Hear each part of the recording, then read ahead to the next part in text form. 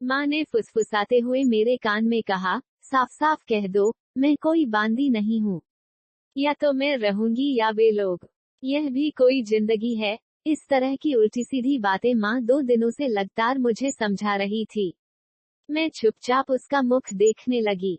मेरी दृष्टि में पता नहीं क्या था कि माँ चिढ़कर बोली, तू मूर्ख ही रही। आजकल अपने परिवार का तो कोई करता नहीं, और तू है कि बेगानों। माँ का उपदेश अधूरा ही रह गया, क्योंकि अनु ने आकर कहा, नानी अम्मा, रिक्शा आ गया। अनु को देखकर माँ का चेहरा कैसा रुक्ष हो गया, यह अनु से भी छिपा नहीं रहा। माँ ने क्रोध से उस पर दृष्टि डाली। उसका वश चलता तो वह अपनी दृष्टि से ही अनु, विनु और विजू को जला डालती। फिर कुछ रुककर तनिक कठोर स्वर में बोली, सामान रख दिया क्या? हाँ, नानी अम्मा। अनु के स्वर की मिठास माँ को रिझा नहीं पाई। माँ चली गई, किंतु जाते जाते दृष्टि से ही मुझे जताती गई कि मैं बेवकूफ हूँ। माँ विवाह में गई थी। लौटते हुए 2 दिन के लिए मेरे यहाँ आ गई। माँ पहली बार मेरे घर आई थी। मेरी गृहस्थी देखकर वह क्षुब्ध हो गई।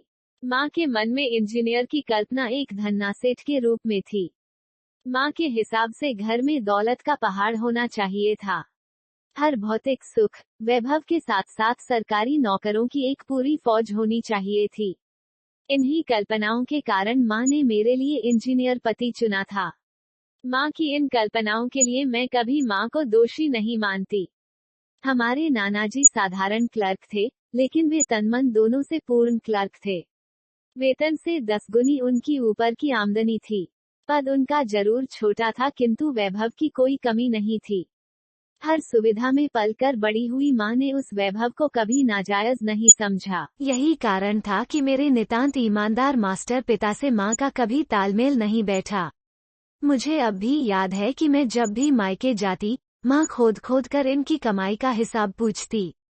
घुमा फिरा कर नानाजी के सुख वैभव की कथा सुनाकर उसी पथ पर चलने का आग्रह करती, किंतु हम सभी भाई बहनों की नस नस में पिता की शिक्षा दीक्षा रच बस गई थी। विवाह भी हुआ तो पति पिता के मनोनुकूल थे।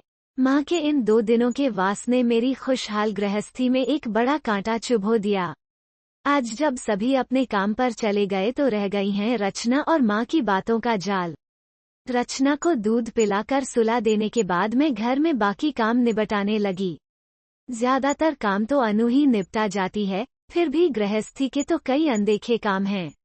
सब कामों से निबटकर जब मैं अकेली बैठी तो माँ की बातें मुझे बींधने लगीं। क्या हमने गलत किया है? क्या मैं रचना और आशीष का हक छीन रही हूँ? क्या उनकी इच्छाओं को मैं पूर्ण कर पा रही हूँ? मुझे अपने पति पर क्रोध आने लगा। सचमुच मैं मूढ़ हूँ। कितनी लिच्छेदार बातें बनाकर मुझसे इतनी बड़ी जिम्मेदारी उठवा दी। मुझे अपनी स्थिति अत्यंत दयनीय नहीं, असह्य लगने लगी। माँ के आने से पूर्व भी तो परिस्थितियाँ यही थीं। सब बच्चे अनु, विनु और विजू साथ रहे, किंतु आज उनका रहना असह्य क्यों लग रहा है? मन बार बार अतीत में भटकने लगा है। 3 साल पहले की घटना मेरे मनमस्तिष्क पर भी स्पष्ट रूप से अंकित थी। रचना तब होने वाली थी। होली की छुट्टियां हो चुकी थीं। उसी दिन हमें अपनी बड़ी नंद के यहाँ जाना था, किंतु वो जाना सुखद नहीं हुआ। उस दिन बिजली का धक्का लगने से उन्हें बचाते हुए जीजी और भाई साहब दोनों मृत्यु के ग्रास बन गए। रह गए बिलखते, विलाप करते उनके बच्चे अनु, विनु और विजू। सब कुछ समाप्त हो गया। आज के युग में हर व्यक्ति अपने ही में इतना लिप्त है कि दूसरे की जिम्मेदारी का करुण क्रंदन मन को विचलित किए दे रहा था। रात्रि के सूनेपन में मेरे पति ने मुझसे लगभग रोते हुए कहा, आभा, क्या तुम इन बच्चों को संभाल सकोगी? मैं पल भर के लिए जड़ हो गई। कितनी जोड़ तोड़ से तो अपनी गृहस्थी चला रही हूँ और उस पर 3 बच्चों का बोझ। मैं कुछ उत्तर नहीं दे पाई। अपना स्वार्थ बार बार मन पर हावी हो जाता। वे अतीत की गाथाएं गा कर मेरे हृदय में सहानुभूति जगाना चाह रहे थे। अंत में उन्होंने कहा, अपने लिए तो सभी जीते हैं, किंतु सार्थक जीवन उसी का है जो दूसरों के लिए जिए। अंततोगत्वा बच्चे हमारे साथ आ गए। घर बार सभी हमारी प्रशंसा करते, किंतु मेरा मन अपने स्वार्थ के लिए रह रह कर विचलित हो जाता। फिर धीरे धीरे सब कुछ सहज हो गया। इसमें सर्वाधिक हाथ 17 वर्षीय अनु का था। उन लोगों के आने के बाद हम पारिवारिक बजट बना रहे थे, तभी मामी आ जाऊं कहती हुई अनु आ गई थी। उस समय उसका आना अच्छा नहीं लगा था, किंतु कुछ कह नहीं पाई।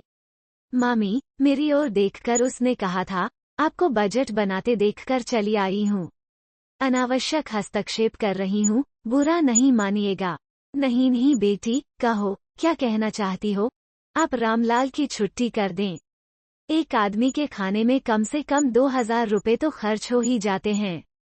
मेरे प्रतिरोध के बाद भी वो नहीं मानी और रामलाल की छुट्टी कर दी गई। अनु ने न केवल रामलाल का बल्कि मेरा भी कुछ काम संभाल लिया था। उसके बाद रचना का जन्म हुआ। रचना के जन्म पर अनु ने मेरी जो सेवा की उसकी क्या मैं कभी कीमत चुका पाऊंगी? रचना के आने से खर्च का बोझ बढ़ गया। उसी दिन शाम को अनु ने आकर कहा, मम्मा, मेरी एक टीचर ने बच्चों के लिए एक कोचिंग सेंटर खोला है। प्रति घंटा 300 रुपए के हिसाब से वे अभी पढ़ाने के लिए देंगी। बहुत सी लड़कियां वहां जा रही हैं। मैं भी कल से जाऊंगी। हम लोगों ने कितना समझाया पर वो न मानी। अपनी बीए की पढ़ाई, घर का काम, ऊपर से यह मेहनत, किंतु वो दृढ़ रही। इनके हृदय में अनु के इस कार्य के लिए जो भाव रहा हो, पर मेरे हृदय में समाज का भय ही ज्यादा था। दुनिया मुझे क्या कहेगी? बड़े यत्न से अच्छाई का जो मुखौटा मैंने ओढ़ रखा है, वो क्या लोगों की आलोचना सह सकेगा? पर वो प्रतिमाह अपनी सारी कमाई मेरे हाथ पर रख देती। कितना कहने पर भी एक पैसा तक न लेती। यह देखकर मैं लज्जित हो उठती। विनू भी पढ़ाई के साथ साथ पार्ट टाइम ट्यूशन करता। इन्होंने बहुत मना किया, पर बच्चों का एक ही नारा था, मेहनत करते हैं, चोरी तो नहीं। 3 साल देखते देखते बीत गए। आशीष और रचना दोनों की जिम्मेदारियों से मैं मुक्त थी। वो अपने अग्रजों के पदचिह्नों पर चल रहा था। कक्षा में वो कभी पीछे नहीं रहा। मेरी आंखों के सामने बारी बारी से अनु, विनू और विजू का चेहरा घूम जाता। उसके साथ साथ आशीष का भी। क्या इन बच्चों को घर से निकाल दूं? मेरा बाह्य मन हाँ कहता। 3 का खर्च तो कम होगा, किंतु अंतर्मन मुझे धिक्कारता। कल अगर हम दोनों नहीं रहे तो आशीष और रचना भी इसी तरह फालतू हो जाएंगे। मैं फफक कर रोने लगी। क्या बात है, मामी, रो क्यों रही हैं? अनु के कोमल स्वर से मेरी तंद्रा भंग हो गई। शाम हो चुकी थी। माँ ने कितना अत्याचार किया मात्र 2 दिनों में। आशीष और रचना को छिपाकर हर चीज खिलाना चाहती थी। बार बार बच्चों को उल्टी सीधी बातें सिखाती। मैं अनु की ओर देखने लगी। मुझे लगा अनु नहीं, मेरी रचना बड़ी हो गई है और हम दोनों के अभाव में माँ की दी हुई मानसिक यातनाएं भोग रही है। मैंने अनु को हृदय से लगा लिया। नहीं नहीं, मैं तुम्हें नहीं जाने दूंगी। मुझे आपसे अलग कौन कर रहा है? अनु ने हंस कर कहा। किंतु इसे जाना तो होगा ही। यह करुण स्वर मेरे पति का था। पता नहीं कब वे आ गए थे। क्या? मैंने अपराधी भाव से पूछा। अनु का विवाह पक्का हो गया है। मेरे अधीक्षक ने अपने पुत्र के लिए स्वयं आज इसका हाथ मांगा है। दहेज में कुछ नहीं देना पड़ेगा। अनु सिर झुकाकर रोने लगी। मेरे हृदय पर से एक बोझ हट गया। उसे हृदय से लगाकर मैं भी खुशी में रो पड़ी।